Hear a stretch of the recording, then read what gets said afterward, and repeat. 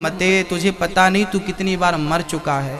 अरे मूढ़ तुझे पता नहीं तू कितनी बार जन्म ले चुका है। कई बार तू मर चुका है। ये जन्म मृत्यु का चक्कर तेरे गले पहली बार नहीं पड़ा, कई बार पड़ चुका है, पर भूल जाता है सब। धन्यवाद डॉक्टर जाकिर नायक साहब। मेरे जिस्म का दिया गया नाम डॉक्टर वर्मा है और मैंने कुरान शरीफ भी पढ़ी है, बाइबिल भी पढ़ी है और वेदवाद की थोड़ा सा अध्ययन किया है। मैंने कुरान में सारी बातें अच्छी पाई हैं, किंतु एक बात मेरी समझ में अभी तक नहीं आई है।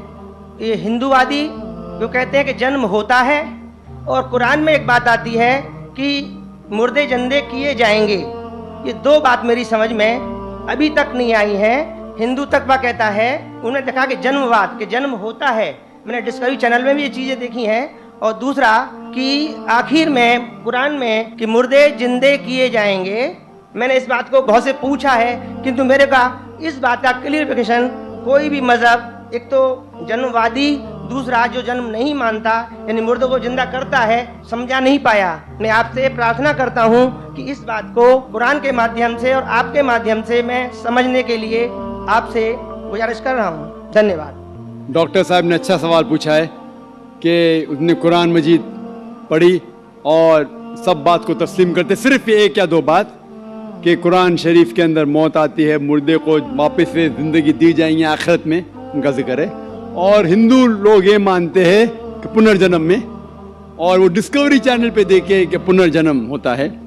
अगर आप देखेंगे सबसे ऊंची किताब हिंदू मजहब में वेद, अगर आप पढ़ेंगे पुनर की मानी क्या, पुनर संस्कृत में मतलब नेक्स्ट, अगेन, वापस से, और एक पुनर के मानी नेक्स्ट, तो पुनर्जन्म मतलब नेक्स्ट जिंदगी और एक जिंदगी।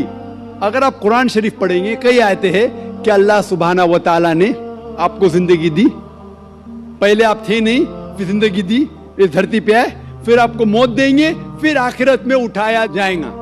आप जो कर रहे मुर्दों को जान दी जाएंगी आखिरत में, ये हम मानते हैं कि एक बार हम इस धरती पे आते, नेक्स्ट लाइफ इज आखिरत।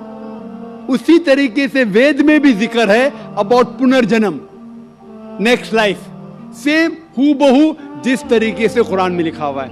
लेकिन आम हिंदू मजहब के जो गुरु है, स्वामी हैं, इन लोग जब ये जानने लगे, एक उनको कठिनाई पेश आई, वो देखने लगे कि कई इंसान जब पैदा होते हैं विथ कंजेनाइटल डिफेक्ट्स,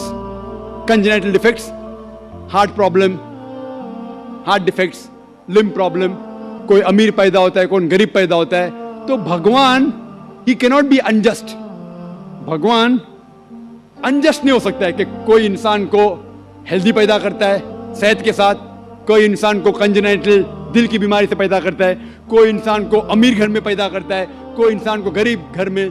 तो भगवान अनजस्ट नहीं हो सकता है, ना इंसाफ नहीं हो सकता। तो ये जो स्वामी लोग हैं, इन लोग ने एक नई चीज निकाली, संस्कारा। हिंदू मजहब में कहते संस्कारा, जो इंग्लिश में कहते हैं cycle of birth and rebirth, transmigration of soul. अंग्रेजी में कहते ट्रांसमाइग्रेशन ऑफ सोल, क्योंकि आप डॉक्टर है, आप जानते होंगे। ट्रांसमाइग्रेशन ऑफ सोल अंग्रेजी में कहते, संस्कृत में कहते संस्कारा, birth death, birth death, birth death. कहीं भी वेद में नहीं लिखा हुआ है कि birth death, birth death, birth death, कहीं भी वेद में नहीं लिखा है। चैलेंज है मेरा, ये इन लोग को मिलता है भगवत गीता के श्लोक से। भगवत गीता का श्लोक चैप्टर नंबर 2 में, वर्स नंबर 22 में, उसमें लिखा हुआ है कि जब कोई शख्स अपने कपड़े निकालता है तो वो नए कपड़े पहन लेता है, उसी तरीके से रूह एक नई जिस्म में जाती है। और ये भद्यांकर उपनिषद में भी इसका जिक्र है, आप पढ़ेंगे कि when a caterpillar climbs up the grass of blade, he jumps to a new grass. Same way the soul takes a new body. जिस तरीके से कैटरपिलर घास के ऊपर चढ़ता है और दूसरे घास पे जाता है, उसी तरीके से रूह एक नई बॉडी के अंदर जाता है।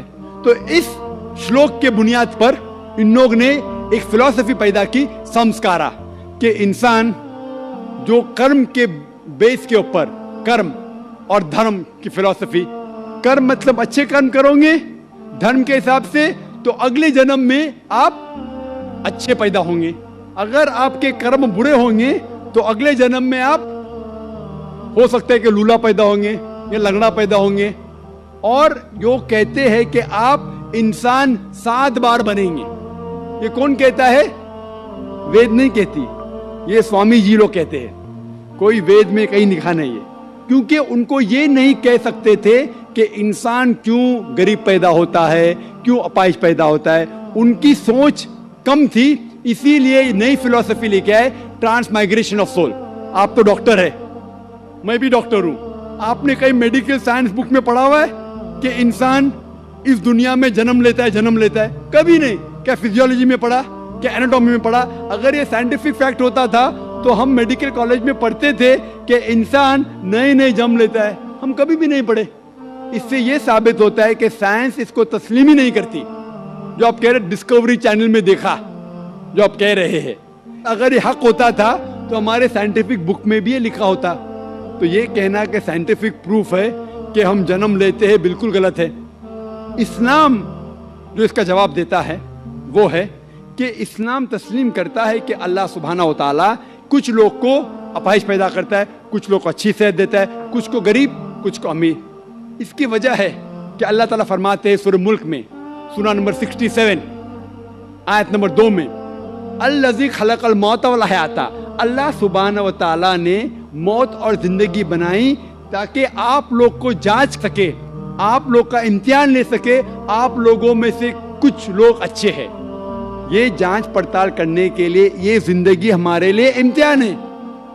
और अल्लाह ताला फरमाते हैं सूरह अनफाल में, सूरा नंबर 8 आयत नंबर 28 में, कि आपके बच्चे और आपकी जायदाद आपके लिए फितना है। आपकी जायदाद और आपके बच्चे आपके लिए एक टेस्ट है, आपके लिए इम्तिहान है। अल्लाह ताला कुछ लोग को गरीब घर में पैदा करता है, कुछ लोग को अमीर। जो लोग अमीर है उनके लिए इम्तिहान है कि वो ज़कात देते क्या नहीं। जैसा कि मैंने कहा मेरी तकरीर में, तीसरी बुनियादी बात इस्लाम में है ज़कात। जिस शख्स के पास 85 ग्राम से ज्यादा सोना है या उसके मुकाबले में धन है, उसको 2.5% ज़कात देना फर्ज है। जो आदमी अमीर है, कुछ अमीर लोग बराबर ज़कात देते, कुछ लोग आधा देते, कुछ लोग देते ही नहीं। तो अमीर इंसान को शायद 100% मार्क्स मिले या 50% मार्क्स मिले या 0% मिले। वो गरीब इंसान को ज़कात में तो 100 मार्क्स मिलता है, 100 आउट ऑफ 100। उसको ज़कात देना ही नहीं। हम कहते रहे बेचारा गरीब इंसान है, लेकिन असल में देखे जाओ तो उसको उस इम्तिहान में, गुर्बत के इम्तिहान में 100% मार्क्स मिले। आप समझ रहे? इसी तरीके से अल्लाह ताला कहते हैं कि आपके बच्चे आपके लिए इम्तिहान है। हो सकता है मिसाल के तौर पे एक अच्छे जोड़ी है, अच्छे मुसलमान है, 5 टाइम नमाज पढ़ रहे हैं, हज को गए हैं, रमजान में रोज़ा रखते हैं, ज़कात देते हैं। अल्लाह ताला उनका और बड़ा इम्तिहान लेना चाहता है। जितना बड़ा इम्तिहान उतना बड़ा इनाम। मिसाल के तौर पे अगर आप बीए पास करते तो आपको सिर्फ ग्रेजुएशन मिलता है। अगर आप MBBS पास करते आपको डॉक्टर कहलाया जाता। डॉक्टर मतलब ऊंचा ओहदा। इसी तरीके से अल्लाह सुब्हानहू व तआला हो सकता है कि उस जोड़ी को इम्तिहान और सख्त देता है और ऐसा बच्चा पैदा करता है जो अपाहिज है। अल्लाह ये देखना चाहता है कि अपाहिज बच्चा पैदा करने के बावजूद वो अल्लाह के ऊपर ईमान रखता है क्या नहीं। अगर ईमान रखता है तो अल्लाह उसे जन्नत फिरदौस देना चाहता है। और कठिन इम्तिहान और बड़ा इनाम। हो सकता है कि वो इम्तिहान में फेल हो जाएगा। तो ये कुरान की आयत है, आपके बच्चे आपके लिए इम्तिहान है। कभी कोई भी अगर कलामिटी आती है, कोई भी आपको नुकसान होता है, इधर वो आपके लिए इम्तिहान है या आपके लिए सजा है। जब भी कोई भी आपको इनाम मिलता है, वो इधर आपके लिए इम्तिहान है या आपके लिए रिवॉर्ड है। तो इसी तरीके से क्योंकि हिंदू मजहब के जो स्वामी हैं वो इसको नहीं समझ सके, इसीलिए एक नई फिलॉसफी संस्कारा लेके आए जो बिल्कुल वेद में नहीं लिखी है। वेद बात करता है पुनर्जन्म। पुनर्जन्म मतलब नेक्स्ट लाइफ, जिसका जिक्र कुरान में भी है, आखिरत की जिंदगी।